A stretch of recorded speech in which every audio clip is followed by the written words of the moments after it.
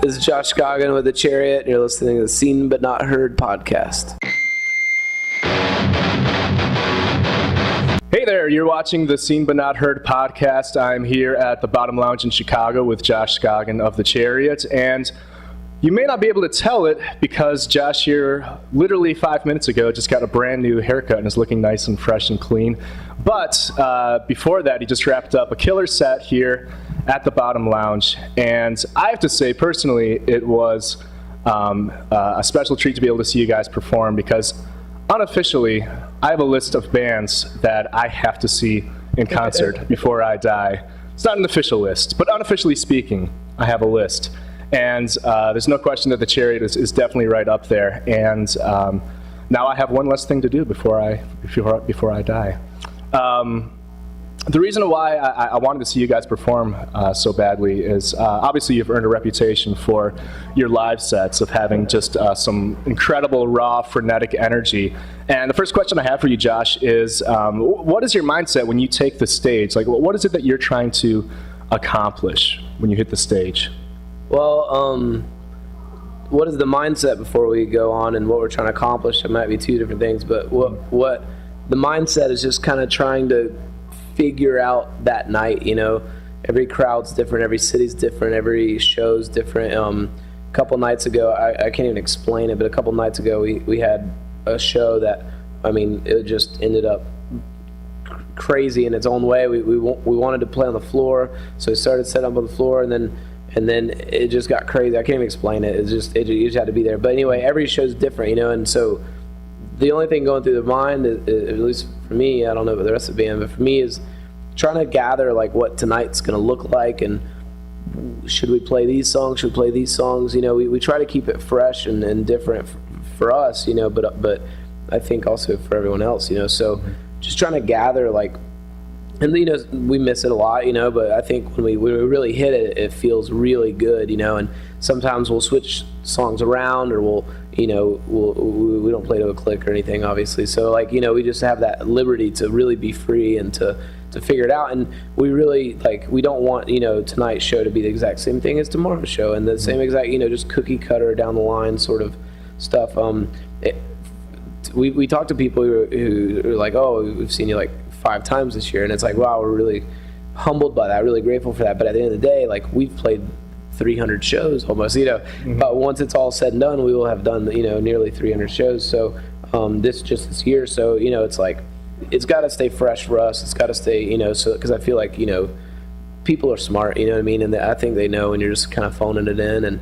And so for us, you know, we're just trying to figure out like what is tonight going to look like? What should it be? Should it, you know, what? There's so many angles you could go at it, and so we're just trying to, you know, every night try to figure that out and try to give it, you know, make it its own thing, and whatever that looks like, we're okay with, you know, and so the mindset prior to the show is a lot of that. Just kind of, you know, I try to watch a lot of the bands that play before us. A, I like the bands that are on the tour, but B, like, you know, even if they're not my favorite, I try to watch every band on every tour because, like I said, you kind of piece it together and you kind of start feeling it. And like I said, when you really nail it, you know, you switch this song and you do this and you don't do this, like, it can be a real magical thing, you know. And then you know, sometimes you miss it and it's a real train wreck, but at the end of the day, you know, I think both are fun to watch, you know, a train wreck and a magical, you know, real magical moment. So so yeah, that's kind of what we sort of like try to process throughout the night, you know.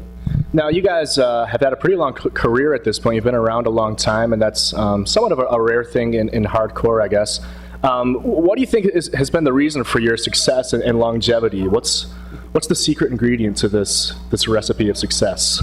Well, I think it's really easy to be successful in this if you just want to play shows and you want to hang out with people.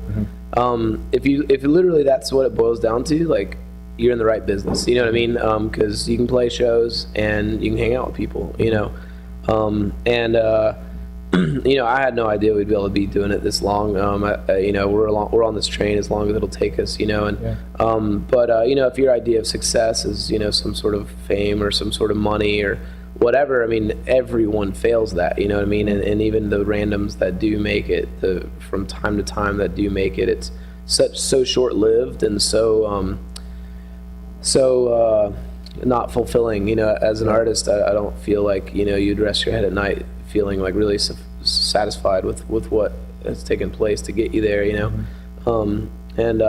So for us, like I said, we're just kind of along for the ride, and thankfully there are people coming to shows. Thankfully there are people that are, into the stuff that we're doing. But that's really just side product to just, I've been playing, for so long now, but I thoroughly enjoy shows. Like I literally, if there's 20 kids out there, it's a blast, because when I was a kid dreaming about playing in a band, that's what I thought about, playing shows. You know what I mean? I didn't know about contracts. I didn't know about record labels. I didn't know about the whole business world that exists. And so yeah, as long as your mindset is something like that, then it's a really easy thing to keep doing and to enjoy. And I think that's how we've kind of kept doing it for so long. So we're, like I said, we're along for the ride. Yeah. Now, when you look back on your career, how do you feel? Do you feel a sense of pride for the things that you've accomplished? Do you feel a sense of gratitude? Do you ever feel like any regrets, like things that you wish that you had done differently or done more of? How do you feel when you look back on things? I'm so proud of everything that's been a part of. As an artist, that's always been the forefront of everything. Obviously we're not writing music for the masses, so that doesn't have to come into play. But even when labels can't kind of come up to us and sort of set us down, and they kind of throw the number game around, and they're like, if you sing a little bit more, or whatever, and it's just like, well, that's cute, but we just want to do whatever we want to do, and at the end of the day, like I said, defining success by stuff that you're proud of, that's easy. You can create stuff you're proud of. That's the easy part.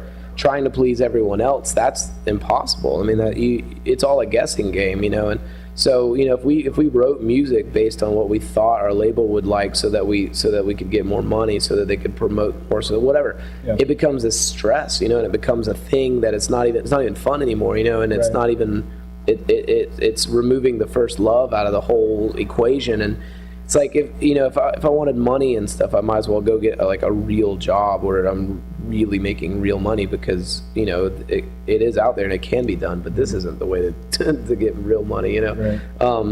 So yeah, when I look back on everything, when you take that whole equation out, and I look back on stuff I've created and stuff, there's a few could be regrets that might exist in some of the art that was made in the early stages, but it is not regrets, because some of that stuff has made me who I am now. Sure. And I feel like there's definitely struggles in the world, but if you can find beauty in the struggle, then it becomes just a win-win. Right. And so for me, some of the early stuff that kind of did what it did, and people know of it, and I'm like, oh yeah, I was a proper child when we were writing that stuff, but I don't care.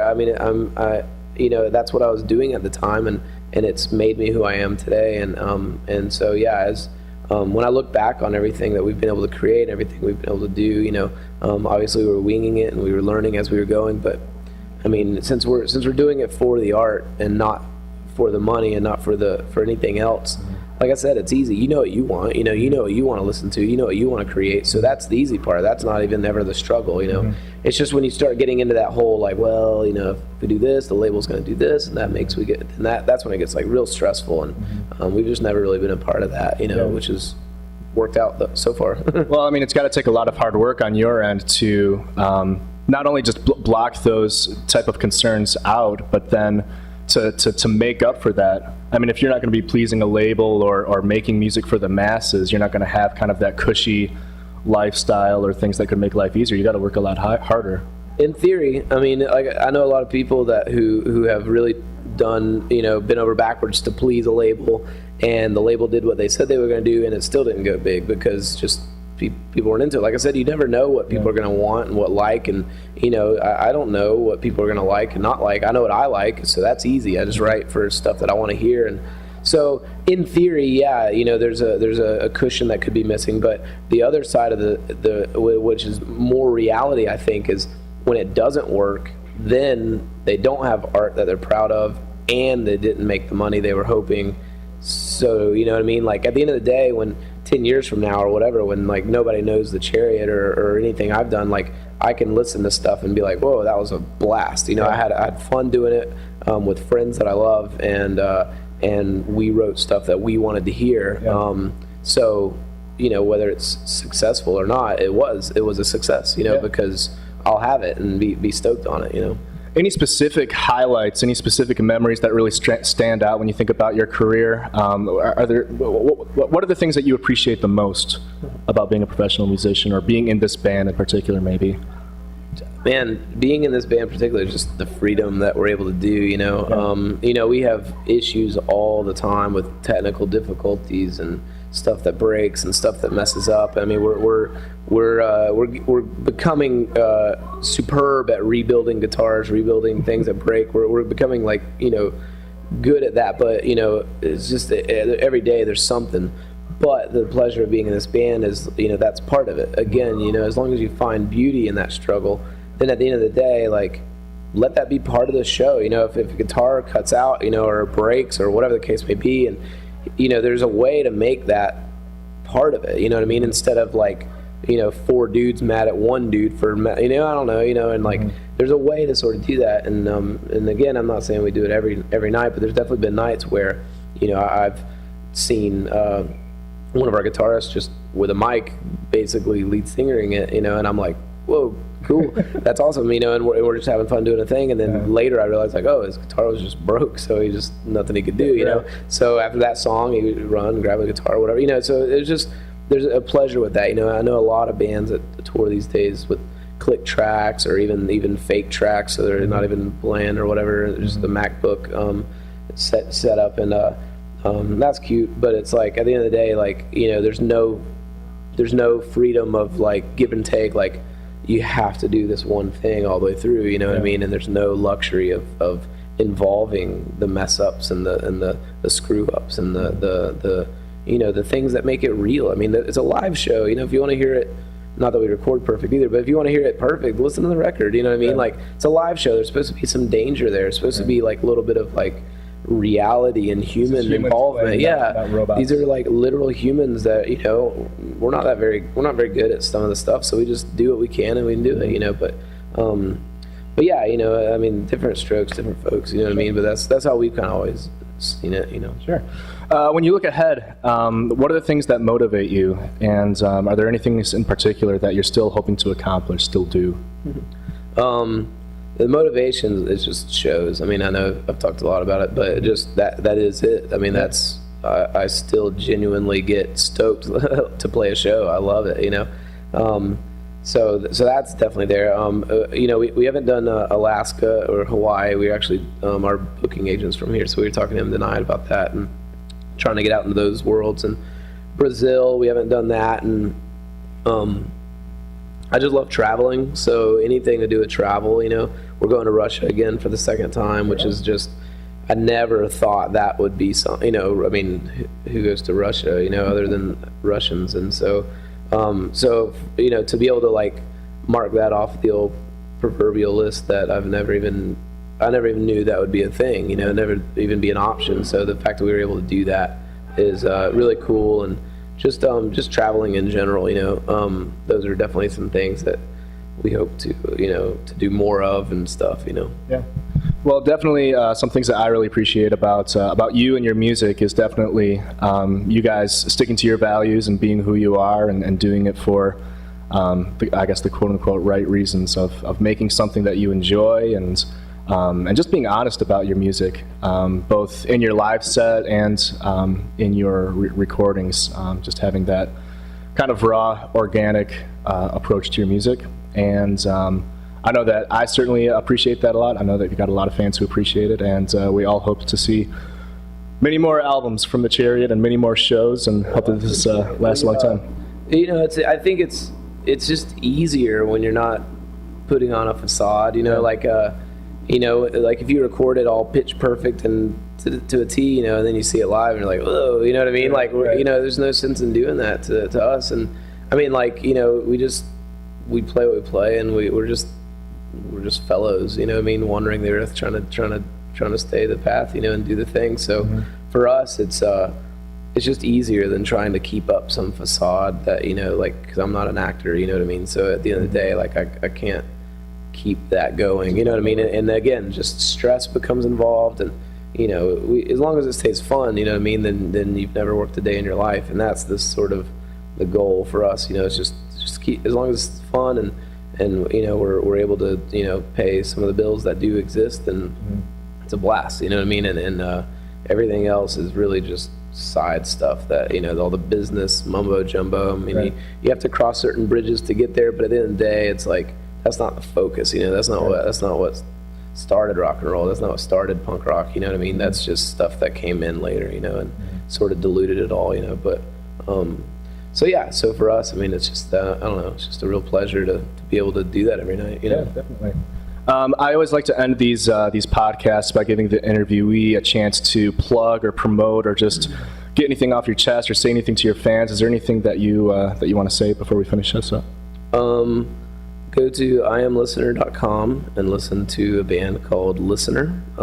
It's our friend Dan Smith, who is he's in the video and on the music of David De La Hoz that we wrote, and he's just a real good guy, a real swell fellow, and he writes really great music, some of my favorite stuff. So I want to plug that for sure, and just say hopefully we'll see you guys at a show sometime and come say hi. Awesome.